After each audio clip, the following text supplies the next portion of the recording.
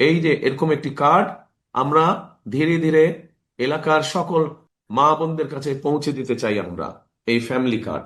এলাকার উন্নয়নের পাশাপাশি মানুষেরও বহুবিধ সমস্যা আছে। এখানে মানুষের কর্মসংস্থানের সমস্যা আছে, তরুণদের যুবকদের সংস্থানের সমস্যা আছে।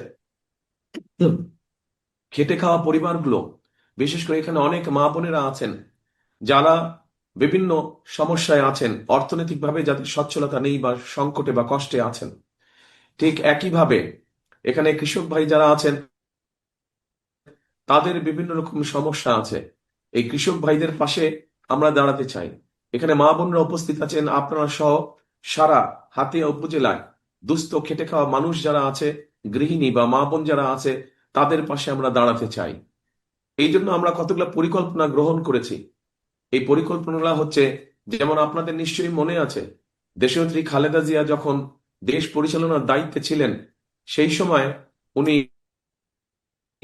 মেয়েদের শিক্ষা ব্যবস্থা, ক্লাস 1 থেকে ইন্টারমিডিয়েট পর্যন্ত শিক্ষা ব্যবস্থা উনি ফ্রি করে দিয়েছিলেন, মনে আছে?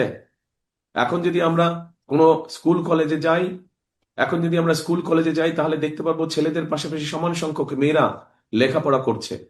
কিন্তু লেখাপড়ার পাশাপাশি এবার ইনশাল্লাহ বিএনপি সরকার গঠিত হলে লেখাপড়ার পাশাপাশি শিক্ষিত নারী যারা আছে তাদেরকে আমরা অর্থনৈতিকভাবে স্বাবলম্বী বা সচ্ছল করে গড়ে তুলতে চাই ধীরে ধীরে।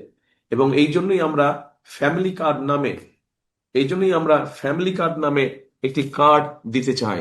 এই যে এরকম একটি কার্ড আমরা ধীরে ধীরে এলাকার সকল মা বোনদের কাছে পৌঁছে দিতে চাই আমরা, এই ফ্যামিলি কার্ড।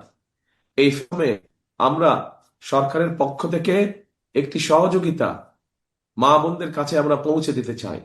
শামীম, এটা তো কৃষক কার্ড, এটা ফ্যামিলি কার্ড না, এটা কৃষক কার্ড। হ্যাঁ, এইটা হচ্ছে, অন্যটা হচ্ছে, হ্যাঁ এইটা হচ্ছে ফ্যামিলি কার্ড। এবং এটা শুধু পাবে মা বোনেরা, এটা পাবে যে সকল মায়েদের সংসার আছে, যে সকল নারীদের সংসার আছে, তারা এই কার্ডটি পাবে। এবং এর মাধ্যমে আমরা প্রতি মাসে মা বোনদের হাতে আমরা কিছু সহযোগিতা পৌঁছে দিতে চাই, যাতে করে তার সংসার চালাতে কিছুটা হলেও সহজ হয়, যাতে করে ধীরে ধীরে সে অর্থনৈতিকভাবে স্বাবলম্বী হয়ে উঠতে পারে।